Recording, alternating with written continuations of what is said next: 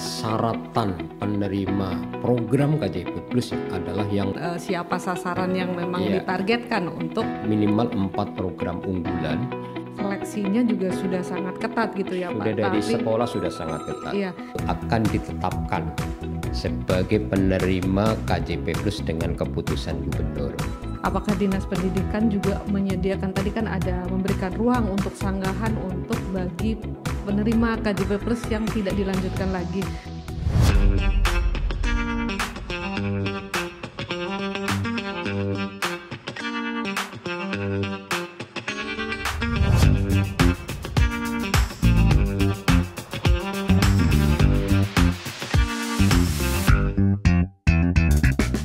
Assalamualaikum warahmatullahi wabarakatuh. Halo Sobat PPID, selamat datang di episode kedua podcast Oke Sip, obrolan kekinian seputar informasi publik.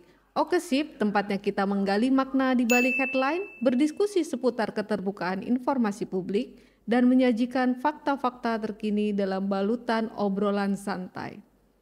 Sebagai gerbang utama pelayanan informasi publik, Pejabat Pengelola Informasi dan Dokumentasi Provinsi DKI Jakarta berkomitmen menjamin keterbukaan informasi publik bagi semua warga, serta menyajikan informasi yang transparan, akuntabel, dan inklusif. Pendidikan merupakan aspek penting dalam membangun masyarakat yang berdaya dan berbudaya. Peran pemerintah dalam memberikan bantuan dana pendidikan menjadi sangat krusial untuk memastikan akses pendidikan yang adil dan merata bagi semua lapisan masyarakat. Salah satu program bantuan yang diselenggarakan oleh Pemprov DKI Jakarta untuk pendidikan yaitu program Kartu Jakarta Pintar Plus atau KJP Plus. Dalam episode kedua ini, kita akan kupas tuntas mengenai transparansi dan akuntabilitas pelaksanaan KJP Plus. Saat ini telah hadir bersama saya Bapak Waluyo Hadi, Kepala Unit Pelayanan Teknis Pusat Pelayanan Pendanaan Personal dan Operasional Pendidikan atau UPT P4OP Dinas Pendidikan Provinsi DKI Jakarta. Selamat datang Pak di podcast Oke Sip. Selamat datang, selamat pagi. Sekarang kita langsung bahas ya Pak ya, seperti apa KJP Plus pelaksanaannya di Provinsi DKI Jakarta.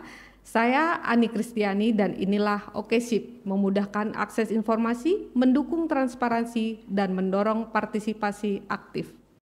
Nah, bagaimana nih Pak Dinas Pendidikan Provinsi DKI Jakarta dalam memastikan aksesibilitas informasi terkait kebijakan dan program-program pendidikan kepada masyarakat? Program Kartu Jakarta Pintar Plus atau KJP Plus adalah program pemerintah Provinsi DKI Jakarta untuk memastikan seluruh warga Jakarta anak usia sekolah yaitu usia 6 sampai 21 tahun wajib bersekolah. Melalui program KJP Plus, pemerintah Provinsi DKI Jakarta memberikan bantuan biaya personal pendidikan yang diberikan kepada peserta didik usia sekolah 6 sampai 21 tahun dari keluarga tidak mampu untuk memastikan dapat bersekolah pada pendidikan dasar dan menengah. Jadi program KJP Plus sebenarnya program penjaminan pemberian akses layanan pendidikan yang bermutu di Provinsi DKI Jakarta untuk memastikan seluruh warga Jakarta usia sekolah bersekolah. Demikian. Oke, baik, berarti ini memang dikhususkan bagi warga Jakarta, terutama berarti memang selain KTP orang tua misalnya keluarga adalah di Jakarta, juga memang berdomisili di Jakarta ya Pak ya? Ya betul, jadi secara regulasi yang diatur di Peraturan Gubernur nomor 110 tahun 2021 tentang bantuan sosial biaya pendidikan, ini persyaratan penerima program KJP Plus adalah yang pertama warga Jakarta. Warga Jakarta dibuktikan memiliki NIK Jakarta, kemudian berdomisili di wilayah Provinsi DKI Jakarta. Kemudian persyaratan berikutnya adalah harus bersekolah, sekolahnya di satuan pendidikan baik negeri maupun swasta di Provinsi DKI Jakarta. Ini persyaratan umumnya. Kemudian karena program KJP Plus adalah program pemberian akses pembiayaan pendidikan bagi anak dari keluarga tidak mampu, maka yang berhak untuk diberikan program KJP Plus adalah yang terdaftar dalam data terpadu kesejahteraan sosial atau DTKS yang disahkan oleh Kementerian Sosial Republik Indonesia. Oke, jadi sudah sangat jelas gitu ya Pak ya persyaratannya, kemudian siapa sasaran yang memang Iya. ditargetkan untuk penerima KJP Plus ini gitu. Kemudian Pak, apa saja program unggulan yang sedang atau akan dilaksanakan untuk meningkatkan akses dan mutu pendidikan di DKI Jakarta, Pak? Baik, program untuk memastikan pemberian akses pendidikan termasuk juga layanan pendidikan yang bermutu di Provinsi DKI Jakarta saat ini ada minimal 4 program unggulan. Yang pertama adalah KJP Plus yang tadi saya sudah sampaikan, ini program pemberian bantuan sosial biaya pendidikan bagi keluarga tidak mampu. Kemudian yang kedua itu ada program Kartu Jakarta Mahasiswa Unggul.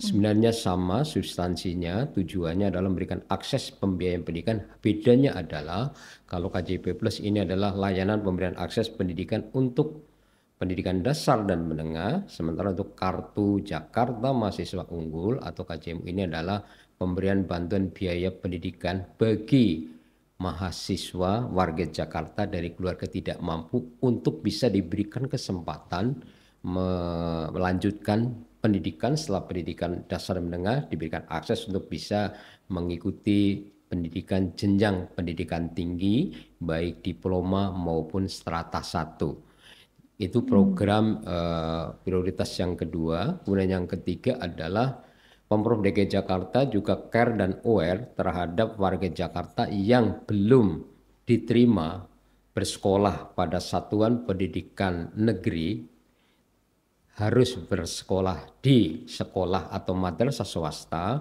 Pemerintah Provinsi DKI Jakarta memberikan juga bantuan biaya masuk sekolah untuk peserta didik baru yang bersekolah di sekolah atau madrasah swasta. Programnya namanya BPMS, Biaya Pendidikan Masuk Sekolah.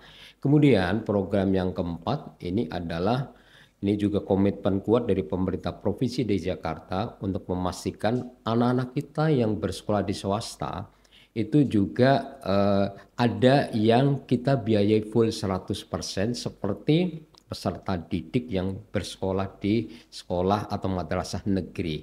Programnya namanya PPDB Bersama, penerimaan peserta didik baru bersama sekolah negeri.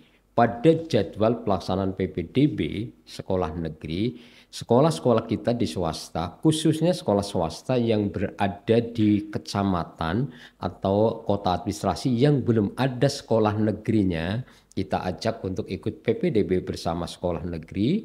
Nanti anak-anak yang diterima di sekolah swasta peserta PPDB bersama, maka pembiayaan dalam 1 tahun untuk peserta didiknya ini 100% ditanggung oleh APBD Provinsi DKI Jakarta atau menikmati pendidikan gratis sama halnya dengan anak-anak kita yang bersekolah di sekolah negeri gitu. Jadi ini 4 program yang luar biasa di pemerintah Provinsi DKI Jakarta untuk memastikan Jakarta seluruh warganya terlayani dengan baik dalam hal akses untuk mendapatkan layanan pendidikan yang bermutu di Provinsi DKI Jakarta. Oh, baik Pak, ini sangat bagus sekali ya Pak dalam upaya Pemprov DKI Jakarta untuk meningkatkan kualitas sumber daya manusianya gitu ya Pak ya. Sebuah komitmen yang sangat dipegang teguh gitu oleh Pemprov DKI Jakarta dan diwujudkan dalam KJP Plus ini serta KJMU tadi ya Pak ya. Kemudian ini apakah informasi mengenai kriteria seleksi, kemudian proses pendaftaran KJP Plus ini mudah diakses masyarakat? Biasanya selama ini apa saja yang dilakukan oleh Dinas Pendidikan untuk menyebarluaskan informasi terkait KJP Plus ini Pak? Baik, untuk pelaksanaan program KJP Plus itu sebenarnya proses sosialisasi dan diseminasi informasi program ini sudah sangat masif dilakukan oleh Dinas Pendidikan. Proses sosialisasi ada yang dilakukan langsung kepada kepala sekolah, kepala madrasah, pengawas sekolah, bahkan kepada operator sekolah kita sosialisasikan. Kemudian juga program KJP Plus selain sosialisasi langsung kepada sekolah madrasah juga kita melakukan sosialisasi melalui berbagai media termasuk media online begitu. Jadi sebenarnya masyarakat Jakarta sudah sangat teredukasi mengenai program KJP Plus karena memang dalam 1 tahun pelaksanaan program KJP Plus itu kan selalu dilakukan proses pendataan itu selama 2 kali. Jadi sosialisasi yang masih itu pun 1 tahun pasti 2 kali. Jadi ada pendataan KJP Plus tahap 1 setiap tahun itu adalah pendataan untuk periode calon penerima bulan Januari sampai Juni. Itu tahap 1. Kemudian juga nanti akan ada pendataan KJP Plus tahap 2 untuk penerima periode bulan Juli sampai dengan Desember setiap tahun. Jadi demikian juga untuk program KJMU itu dalam 1 tahun itu dilakukan sosialisasi pendataan selama 2 kali yaitu tahap 1 dan tahap 2. Demikian. Baik Pak, untuk menanggapi yang tadi Bapak bahwa informasi sudah disebarkan melalui media, kemudian ke sekolah-sekolah juga gitu ya Pak untuk sosialisasi pendaftaran. Nah, kalau misalnya dalam setahun dilakukan 2 kali pendaftaran nih Pak, dari tahap 1 dan tahap 2, ini apakah misalnya ada misalnya yang sudah termasuk di tahap 1 nih lolos seleksi, kemudian ternyata ada kurasi lagi gitu atau seperti apa gitu Pak mekanismenya, atau ada biasanya apa sih yang membuat para calon ini yang mendaftar gitu kemudian tidak memenuhi syarat gitu Pak? Baik, pendaftaran KJP Plus ini stelsel-nya aktif. Artinya harus ada surat permohonan KJP Plus yang diajukan oleh orang tua peserta didik. Mekanismenya adalah pada tanggal jadwal pendaftaran KJP Plus seperti saat ini. Saat ini sedang dilakukan pendaftaran KJP Plus tahap 1 tahun 2024. Ini untuk jenjang SDMI sudah kita mulai tanggal 22 April kemarin sampai dengan tanggal 25. Ini untuk jenjang SDMI, Madrasah Ibtidaiyah. Kemudian berarti hari ini tanggal 26 sampai 26 April sampai nanti tanggal 2 Mei itu pendaftaran KJP Plus bagi jenjang SMP Madrasah Sanawiyah itu sampai tanggal 2 Mei, kemudian nanti dilanjutkan tanggal 3 Mei sampai 9 Mei 2024 itu pendaftaran KJP Plus untuk jenjang SMA, MA, SMK dan PKBM, paket A, B maupun C. Nah, itu jadwalnya sesuai dengan mekanisme pendaftaran KJP Plus itu ada tahapannya. Yang pertama adalah orang tua harus datang ke sekolah untuk mendaftarkan putra-putrinya. Pengajuan usulan KJP Plus harus sudah membawa dokumen persyaratan sebagai pemohon bantuan sosial biaya pendidikan. Nah, persyaratan administratifnya itu ada 4 dokumen yang harus dibawa oleh orang tua. Yang pertama adalah surat permohonan KJP Plus kepada gubernur. Jadi kepada gubernur, format sudah disiapkan dan di sekolah itu sudah ada lembar yang tinggal diisikan orang tua, surat permohonan KJP Plus kepada gubernur. Itu dokumen persyaratan administratif yang pertama. Yang kedua, orang tua mengisi surat pernyataan ketaatan menggunakan dana KJP Plus sesuai dengan ketentuan. Jadi dari awal mengajukan permohonan pendaftaran KJP Plus, antisipasi kalau nantinya ditetapkan sebagai penerima itu memang harus ada komitmen kuat dari orang tua bahwa dana KJP Plus harus digunakan peruntukannya sesuai dengan ketentuan yang ada. Sehingga dari awal sudah ada surat pernyataan ketaatan menggunakan dana KJP Plus. Yang ketiga, persyaratannya adalah membawa dokumen yang sifatnya memastikan warga Jakarta. Jadi dokumen kita minta adalah KTP orang tua, kemudian fotokopi kartu keluarga. Ini baru tahapan pengajuan usulan melalui sekolah dari sisi membawa dokumen persyaratan. Kemudian Setelah adanya ajuan usulan dari orang tua, usulan KJP Plus, kemudian pihak sekolah melakukan verifikasi kelayakan. Verifikasi kelayakan yang dilakukan oleh sekolah, yang pertama kelayakan dokumen persyaratan yang 4 tadi. Jadi yang keempat dokumen bila sudah lengkap berarti secara kelayakan dokumen ini sudah memenuhi persyaratan. Itu baru kelayakan yang pertama. Kemudian sekolah juga melakukan verifikasi kelayakan calon penerima KJP Plus dari sisi kelayakan legalitas. Legalitas sebagai peserta didik yang dimaksud adalah benar bahwa yang mengajukan KJP Plus adalah siswa dari sekolah Jakarta, dibuktikan memiliki nomor induk siswa nasional NISN dan terdata dalam data pokok pendidikan. Itu legalitas sebagai peserta didik aktif, itu juga dilakukan verifikasi oleh sekolah. Kemudian selain verifikasi legalitas juga verifikasi integritas. Dalam hal ini adalah sekolah harus memastikan bahwa siswa yang mengajukan usulan KJP adalah siswa yang disiplin hadir bersekolah.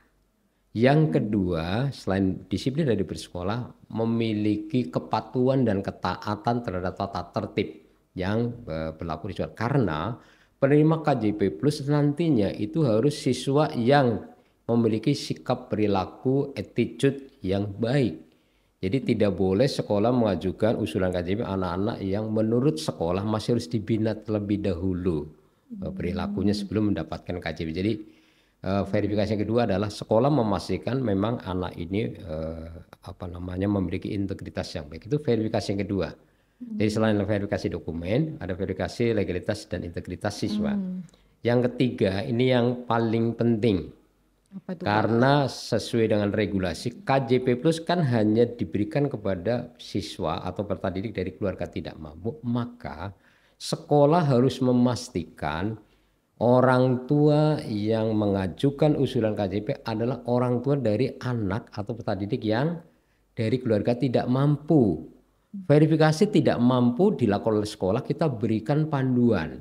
Di Provinsi DKI Jakarta ada kriteria keluarga tidak mampu. Itu diatur di Keputusan Gubernur Provinsi DKI Jakarta nomor 1250 tahun 2020 tentang variabel khas daerah untuk pendataan dan pemutakhiran fakir miskin dan orang tidak mampu. Nah, di situ ada 5 variabel orang tidak mampu. Sekolah melakukan pengecekan dengan indikator 5. Anak dari keluarga tidak mampu, sekolah melakukan verifikasi kelayakan keluarga tidak mampu. Yang pertama, sekolah melakukan pengecekan apakah dalam kartu keluarga ada anggota keluarga yang berstatus ASN, TNI, Polri, anggota legislatif pusat maupun daerah, dalam ini adalah MPR RI, DPR RI, DPD RI, DPRD provinsi, DPRD kabupaten kota. Kemudian dicek kembali juga apakah dalam kartu keluarga ada yang berstatus sebagai pegawai tetap BUMN BUMD. Sesuai dengan Kepgub 1250 tadi, penerima bantuan sosial harus orang yang mengalami krisis sosial, harus orang dari keluarga tidak mampu. Itu indikator yang pertama dicek oleh sekolah adalah memastikan di dalam kartu keluarga tadi tidak boleh ada yang berstatus tadi. Gitu ya. Kalau ada berarti salah sudah satu coret ya, Pak ya? Sudah tidak memenuhi persyaratan.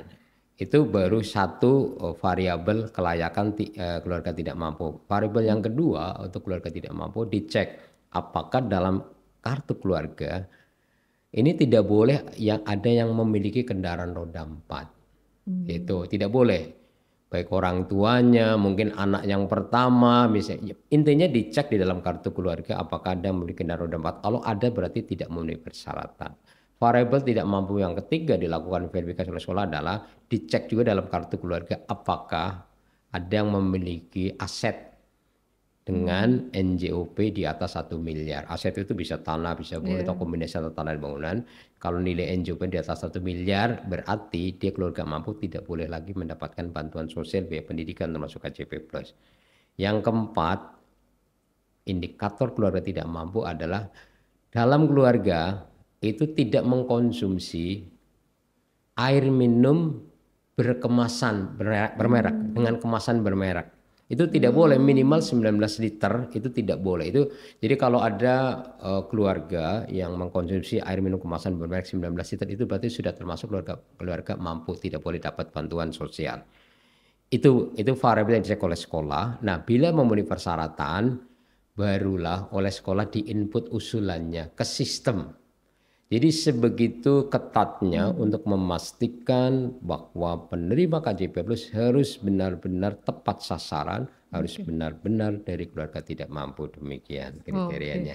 Berarti memang sebenarnya untuk seleksinya juga sudah sangat ketat gitu ya Sudah Pak. dari sekolah sudah sangat ketat. Iya, tapi ini berarti dari Dinas Pendidikan sendiri nanti ada evaluasinya begitu Pak untuk setelah misalnya dia sudah menerima KJP plus nih Pak gitu, kemudian dilakukan evaluasi oleh Dinas Pendidikan, terus ternyata dia tidak layak lagi, itu ada nggak Pak yang kasus seperti itu? Iya, kenapa tadi di awal saya sampaikan pendataan KJP 1 tahun 2 kali ya. Itu maknanya adalah review, maknanya adalah evaluasi. Setelah menerima 6 bulan, apakah setelah 6 bulan masih layak atau tidak untuk dilanjutkan menjadi penerima lanjutan, itu dicek ulang. Makanya setahun 2 kali itu maknanya pemeriksaan ulang. Bisa jadi tahap 1 periode Januari Juni memenuhi kriteria mendapatkan bansos kartu Jakarta Pintar Plus. Begitu pendataan tahap kedua periode Juli Desember tahun yang sama, dicek kembali apakah masih memenuhi kriteria. Bisa jadi ada yang bisa lanjut karena masih kondisinya masih keluarga tidak mampu. Bisa juga sudah berubah status. 6 bulan ada periode dinamis. Siapa tahu setelah 6 bulan berikutnya kemudian bergeser sudah masuk kategori keluarga mampu. Yang tadi ya sudah tidak memiliki ciri variabel khas daerah tadi. Dan itu terjadi. Jadi setiap tahap pada saat proses verifikasi ulang itu selalu ada yang tidak layak untuk dilanjutkan, tetapi biasanya yang sebagian besarnya masih layak begitu. Itu tadi verifikasi oleh sekolah. Sebenarnya kami setelah sekolah melakukan input ke sistem, kami juga Dinas Pendidikan dalam ini melakukan verifikasi juga. Jadi untuk memastikan bahwa yang diinput oleh sekolah itu sudah benar memenuhi kriteria. Jadi kami melakukan cross check juga. Verifikasi dilakukan oleh Dinas Pendidikan itu yang pertama yang mendaftar yang oleh sekolah diinput kan berarti memenuhi persyaratan ya. Itu tetap Bu, data aja kami kirimkan ke Dinas Dukcapil Provinsi DKI Jakarta untuk dilakukan pemadanan data. Apakah benar dia warga Jakarta? Apakah dia benar masih berdomisili di Jakarta? Apakah benar dalam kartu keluarga tadi ya tidak ada yang berstatus ASN, TNI, Polri, anggota legislatif, pegawai tetap BUMD itu yang bisa tahu data secara presisi adalah Dinas Dukcapil. Kadang Ibu ada juga yang sudah diinput usulan KJP oleh sekolah yang mestinya sudah memenuhi persyaratan, ternyata begitu dipadankan dengan Dinas Dukcapil untuk administrasi kependudukan, ada saja yang kadang-kadang Sudah itu tidak layak lagi ya Pak. dokumennya justru berbeda yang dengan verifikasi sekolah itu biasa ya, itu bisa jadi karena kurang cermat sekolah barangkali atau memang kondisi data kependudukannya itu barangkali sekolah belum mengatur sudah terjadi perubahan. Biasanya yang terjadi adalah kasus warga Jakarta yang berdomisili di luar Jakarta. Jadi mungkin sekolah karena dia hanya lihat kartu keluarga saja, pastilah kalau kartu keluarga kan alamatnya pasti di Jakarta. Tertulisnya kan pasti di Jakarta, namanya juga kartu keluarga penduduk Jakarta. Namun begitu di Dinas Dukcapil ternyata diketahui betul warga Jakarta tetapi ternyata domisilinya di luar Jakarta. Seperti sekarang kan kita dengar ya sedang ada proses penonaktifan NIK warga Jakarta yang berdomisili di luar Jakarta. Nah ini contoh. Jadi kami lakukan verifikasi ulang untuk memastikan kebenaran akurasi data usulan dari sekolah tadi untuk Adminduk, administrasi kependudukan itu pemadanan data dengan Dinas Dukcapil. Yang kedua tadi kan juga ada ya sekolah memastikan bukan orang tua yang memiliki kendaraan roda 4 tidak memiliki aset dengan NJP di atas 1 miliar. Kami cek ulang Bu, data pendaftar yang sudah diinput oleh sekolah, kami kirim juga Bu ke Badan Pendapatan Daerah Bapenda untuk dicek apakah ada kepemilikan sebagai wajib pajak kendaraan roda 4 maupun wajib pajak PBB dengan NJOP di atas 1 miliar. Itu kadang-kadang datanya ada juga sih Bu yang anomali, sekolah mengatakan tidak memiliki aset tapi Bapenda mengatakan memiliki aset. Dalam proses verifikasi yang dilakukan oleh Dinas Pendidikan, kami nanti bila terjadi data berbeda Bu, berbeda antara verifikasi sekolah dengan data padanan Dinas Dukcapil, dengan data padanan dari Bapeda, kami melakukan langkah mediasi untuk melakukan vervali ulang. Jadi khusus yang berbeda data saja untuk memastikan akurasi kebenaran gitu ya, karena ada 2 sumber data yang berbeda. Kira-kira proses verifikasi sudah sangat ketat Ibu ya, sudah dari sekolah sudah ketat. Kami juga Dinas Pendidikan melakukan verifikasi untuk memastikan ketepatan sasaran. Bahkan di tahun 2024 tahap 1 tahun 2024 ini itu malah kami diminta oleh Pemprov DKI Jakarta untuk melakukan verifikasi lapangan. Jadi sudah ada pemadanan data dengan Dinas Dukcapil, pemadanan data dengan Bapenda, masih juga diminta melakukan verifikasi tinjauan lapangan oleh tim gabungan.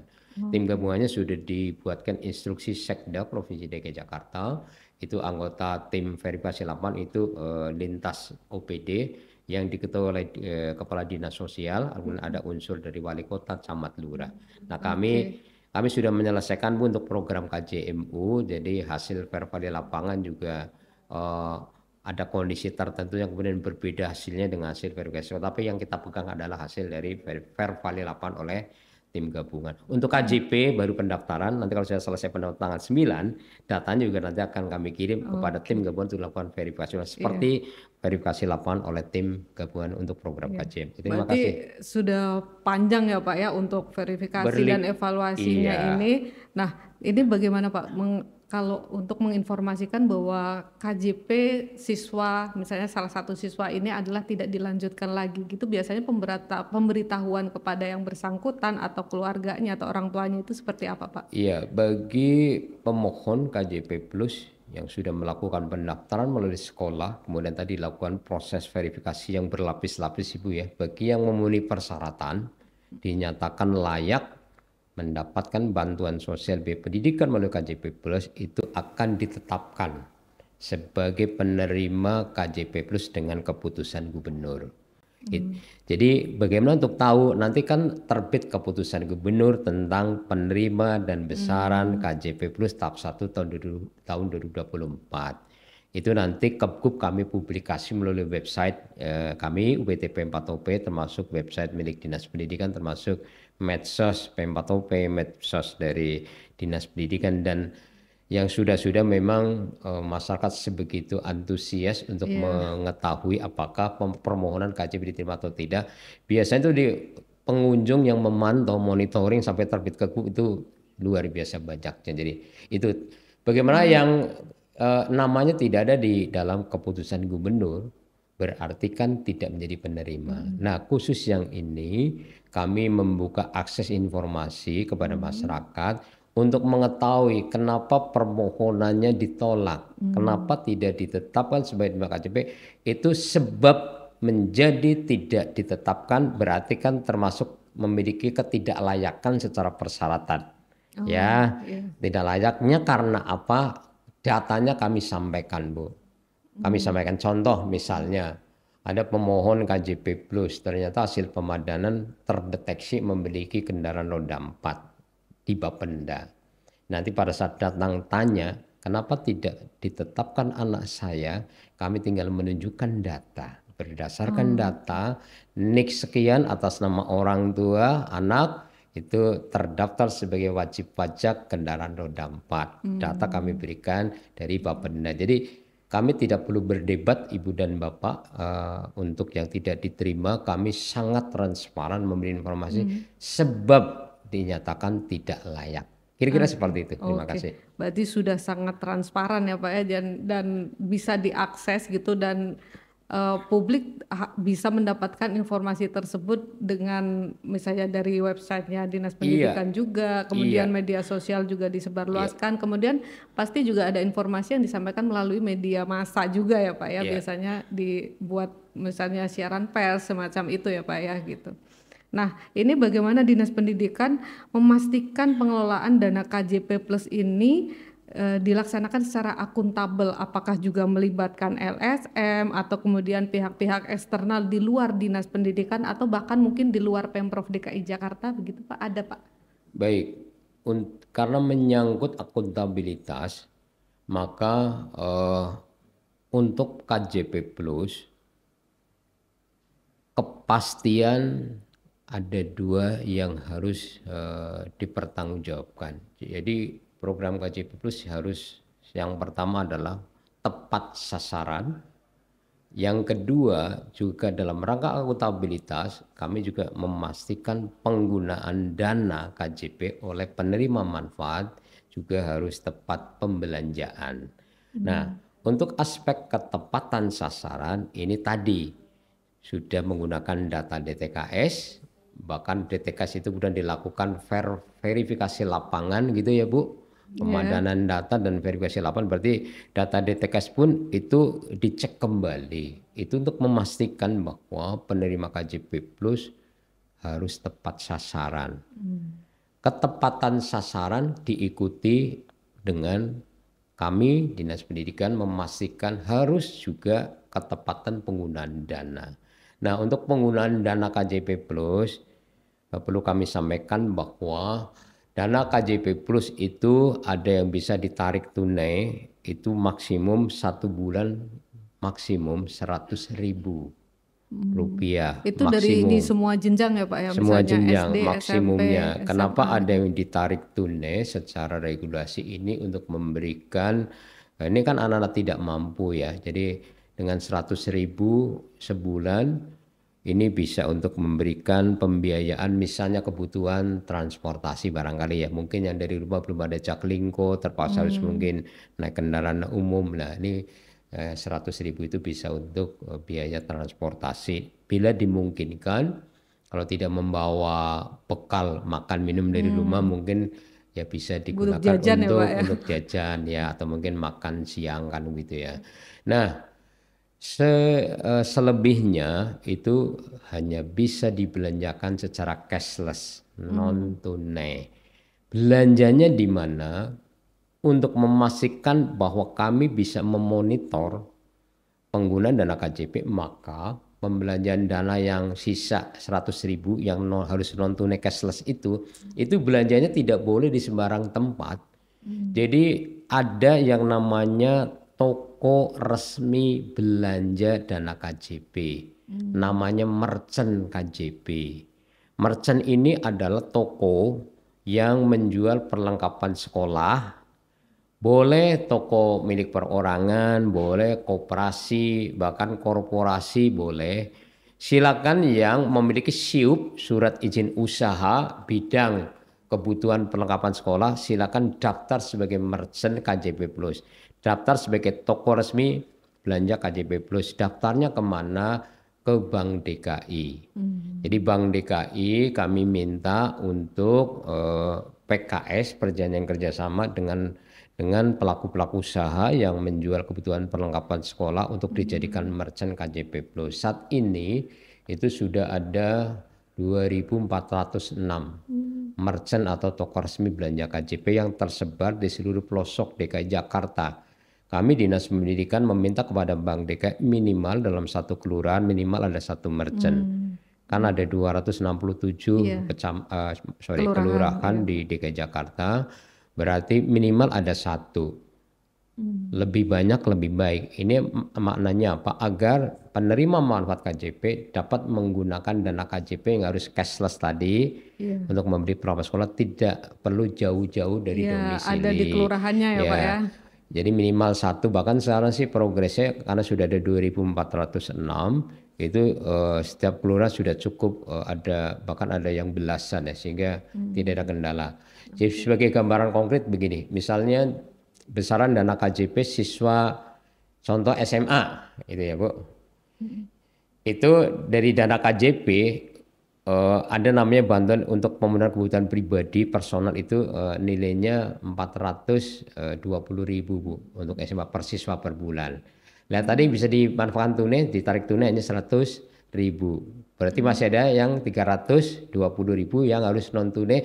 Belanjanya kemana? Ke merchant tadi. Iya. Datang ke merchant, beli buku, beli tas, beli sepatu, bahkan boleh beli kacamata, boleh beli alat bantu pendengaran kalau yang memang ada gangguan pendengaran. Silakan ke merchant yang sesuai dengan menjual kebutuhan yang dibutuhkan. Nanti transaksinya dengan tapping kartu ATM KJP ke mesin EDC itu akan terrecord belanjanya.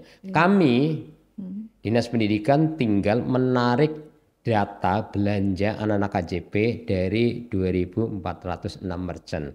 Datanya akurat sekali Ibu karena kami misalkan transaksi penerima KJP Plus itu ketahuan belanja di toko merchant mana, misalnya toko merchant A, alamatnya ada di kelurahan ini.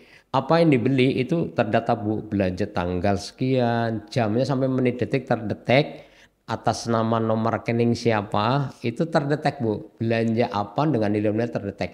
Dan itu kami kumpulkan database itu sebagai akuntabilitas bahwa dana KJP memang benar-benar digunakan sesuai dengan peruntukan. Pertanyaannya adalah, mungkinkah dana KJP dibelanjakan salah belanja? Secara sistem tidak dimungkinkan. Karena kalau ada toko yang melayani KJP di luar baca kan berarti nggak bisa transaksi. Itu Bu. Jadi kami bersyukur setiap kali kami dilakukan audit oleh auditor eksternal seperti BPKRI atau auditor dari BPKP Provinsi DKI Jakarta, itu selalu salah satu yang diminta adalah bukti belanja dana KJP untuk memastikan ketepatan belanja. Berarti Dan kami pelibatannya berikan dengan datanya auditor tarikan, ini ya, Pak ya? kami berikan tarikan data dari 2.400 merchant itu selama ini memang dianggap itu sudah tepat penggunaan, tidak ada penyalahgunaan dana KJP oleh penerima manfaat. Demikian. Pak, ini kalau misalnya tadi ada siswa yang memang KJP-nya terputus ya Pak ya, karena setelah direview kemudian ternyata sudah tidak memenuhi syarat lagi gitu kan. Dan ini apakah ada mekanisme banding atau permohonan ulang dari siswa yang bersangkutan atau orang tuanya untuk bisa tetap melanjutkan mendapatkan fasilitas KJP Plus Pak?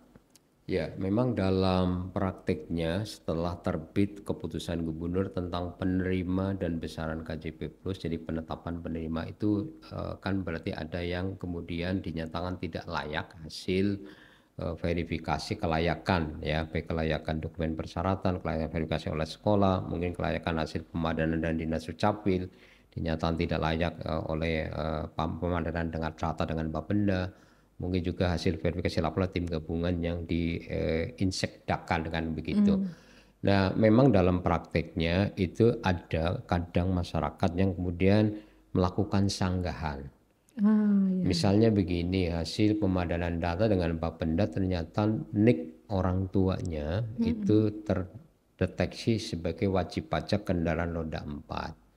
Kemudian datanglah ke kantor kami P4OP Dinas Pendidikan Provinsi DKI Jakarta, menyatakan menyanggah benar secara data itu memang kepemilikan mobil seri polisi sekian atas nama ayah saya, tapi itu sebenarnya adalah mobil milik bos saya. Nah, yang seperti ini Bisa kan ya Pak ada menyanggah dan seperti ini itu ya? terjadi. Ternyata ini terjadi. Saya membuktikan bahwa di Jakarta masih ada pemilik kendaraan yang mungkin menghindari pajak progresif sehingga mobil yang kedua ketika diatasnamakan sopirnya kan begitu. Nah, ya seperti ini berarti melakukan sanggahan, kami berikan ruang Bu untuk melakukan sanggahan. Kami tinggal menyampaikan silakan Bapak, Ibu, silakan diurus ke Bapenda, silakan diurus ke Samsat, bawa bukti blokir. Kira-kira itu loh Bu, bahwa itu mobil kepemilikan sudah tidak atas nama orang tua. Nah, kalau sudah ada bukti, itu kan berarti ada sanggahan yang dilakukan dengan bukti. Itu kami kirimkan Bu datanya ke Bapenda bahwa ini sekarang ternyata ada sanggahan dan ini memang bukan atas nama si orang tua ini tapi atas nama kepemiliknya misalnya bos perusahaannya kan begitu. Nah ini berarti sempat terhenti kan, Iya. tidak menjadi penerima KJP di Tapi itu tahap terhentinya berarti selama selama 6 bulan. bulan Oh, satu oke. tahap. Berarti nanti tahap yang berikutnya pendaftaran, tahap berikutnya berarti kan silakan lakukan pendaftaran, kan begitu ya Bu. Ya nanti dilakukan proses verifikasi ya. Nanti ya pasti nanti yang tadinya kemarin masuk kategori tidak layak karena memiliki mobil, besok masuk kategori layak karena tidak terdaftar lagi sebagai pemilik. Nah, ini Oh, contoh. iya. Jadi memang sanggahan selalu ada Bu, yang kami terima sebagai gambaran untuk tahun 2023 yang tahap satu itu berarti periode Januari Juni 2023 itu kami mengeluarkan men-take out ya penerima sebelumnya karena kemudian masuk kategori DTKS tidak layak itu jumlahnya mencapai 217.000 orang. 217.000. Iya, jadi penerima tahap 1 dari 22 itu 803.121 tuh angka presisinya Wah, saya apal tuh. luar Di biasa. tahap 2-nya tinggal 674.000 Hmm, 599. iya. Jadi berkurang 200.000 lebih. Nah, ini Iya. yang nyanggah cukup banyak. Yang nyanggah seingat saya 50 ribuan. Saya anggap presiden lupa yang melakukan Hmm, sanggahan. iya, Nah iya, yang iya. nyanggah ini tadi kami kan sampaikan dilakukan verifikasi ulang. Ternyata setelah sanggahan kami peroleh ya sekitar 50-an ribu. Dari 200 ribu kita take out tidak lagi menjadi penerima KJP Plus. Yang menyanggah 50 ribuan kami verifikasi ulang dengan dinas sosial. Ternyata ada yang kita terima Bu. Sanggahnya ada Hmm, 19 ribu. Ya banyak tadi juga ya, kasusnya Pak. tadi ya. Yang paling banyak case-nya pada saat itu adalah dari data kependudukan hasil pemadanan dengan Dinas Dukcapil itu ada masuk kategori tidak layak menerima bantuan sosial karena alamat tidak ditemukan. Jadi di Hmm, administrasi kependudukan itu alamat yang bersangkutan tidak ditemukan. Namun kemudian enggak, hmm, saya berada di RT RW ini, kelurahan ini, artinya menyangka bahwa saya itu jelas kok sebagai warga Jakarta punya alamat jelas kok. hmm. Nah, yang sepertinya enggak biasanya membawa dokumen bukti surat keterangan domisili dari kelurahan. Nah, Oh, jadi dari 19 ribu yang terima kembali disanggahannya ya. diterima, Ya. itu berarti di tahap berikutnya menjadi penerima Oh, lagi. Jadi oke. itulah maknanya kenapa perlu ada review setiap 6 bulan juga memberikan ruang bagi yang terkena cleansing data lah mungkin bahasa kami Iya. ya. Tadinya masuk kategori layak menjadi kategori tidak layak, boleh melakukan sanggahan dengan alat bukti yang akurat, bisa dicek ulang ternyata benar, berarti tahap berikutnya daftar kembali, bisa kembali menjadi penerima Iya. begitu. Oke. Nah, terakhir nih Pak, apakah Dinas Pendidikan juga menyediakan tadi kan ada memberikan ruang untuk sanggahan untuk bagi penerima KJP Plus yang tidak dilanjutkan lagi. Nah, kalau untuk misalnya masukan, pertanyaan terkait dengan transparansi dan akuntabilitas pelaksanaan KJP Plus ini, apakah Dinas Pendidikan juga membuka kanal misalnya kanal pengaduan atau mungkin apa ya call center semacam itu Pak gitu? Ya, transparansi program KJP Plus untuk penerima itu bisa penerima dan bukan penerima kalau akan melakukan pengecekan itu bisa langsung silakan akses website P4OP dengan laman kjp.jakarta.go.id.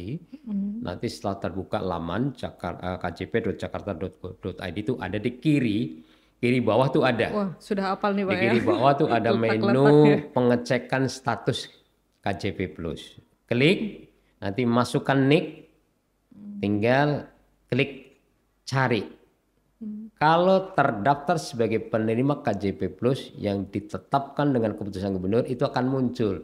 Ditetapkan sebagai penerima KJP Plus misalkan ini tahap 1 kan belum ya, tahap 2 2023 nih contoh yang tahap sebelumnya. Itu muncul. Bagi yang tidak menjadi penerima muncul juga. Masukan NIK akan muncul. Tidak ditetapkan sebagai penerima. Nanti muncul alasannya, Bu. Kalau dia mendaftar muncul alasannya. Jadi misalnya dinyatakan tidak layak karena misalnya ya tadi contohnya sudah tidak lagi berdomisili di Jakarta. Itu sudah mungkin di situ tidak menjadi penerima karena tidak layak disebabkan memiliki kendaraan roda 4. Jadi masyarakat yang tidak ditetapkan pun itu bisa menerima informasi secara transparan tentang sebabnya itu melalui web. Kenapa melalui web memang memerlukan file mandatory NIK untuk di-input karena secara regulasi Ibu Iya. penerima bansos itu tidak boleh dipublikasi dalam bentuk lembaran massal gitu ke media, tapi itu kan menyangkut kerahasiaan begitu ya. Iya, kerahasiaan Jadi data ya ya Pak ya. karena kan ini orang penerima bansos pun mereka juga tidak mau kok datanya itu katakanlah diakses diketahui banyak orang itu kan. Oh bahwa penerima KJP siapa saja itu secara aturan tidak boleh dipublikasi, tetapi bisa diketahui oleh cukup yang bersangkutan. Berarti harus ada izin dari yang bersangkutan, izinnya melalui NIK tadi. Nah, namun kami untuk menyampaikan bahwa penerima KJP Plus siapa yang ditetapkan dengan keputusan gubernur, siapa yang tidak ditetapkan itu tetap kami infokan Bu melalui berbagai media. Silakan dapat diakses melalui itu Bu laman tadi ya kjp.jakarta.go.id. Itu kita biasanya membuat infografis Bu, infografis yang kami publikasi melalui website, website kami, medsos kami UGTP 4OP. Jadi kalau misalnya ada melalui warga yang ya ingin bertanya, terus kemudian dia bertanya melalui medsos juga bisa ya Pak, akan bisa dijawab gitu ya Pak ya. kami ada layanan untuk layanan pengaduan untuk bantuan sosial biaya pendidikan yang kami kelola itu ada nomor telepon, ada nomor WA, ada juga melalui IG. Jadi di situ ada interaksi juga bisa langsung kalau memang bertanya secara melalui WA kan berarti juga kami ada operator yang melayani untuk memberikan jawaban. Di samping ini uniknya warga Jakarta, antusiasme untuk mendapatkan bantuan sosial begitu tinggi. Jadi biasanya sih masyarakat yang merasa tidak ditahu penerima ingin mengetahui secara presisi sebab yang banyak malah datang ke kantor kami. Oh masih Jadi di datang kantor langsung ya Pak ya. kami itu setiap hari melayani tamu yang datang langsung Jadi melakukan berbagai dibuka pengaduan. juga ya Pak ya. Dibuka bahkan fluktuatif ya. Kalau dibuat statistik kira-kira dalam satu hari yang datang antara 300 sampai 700 Per hari Pak. per hari.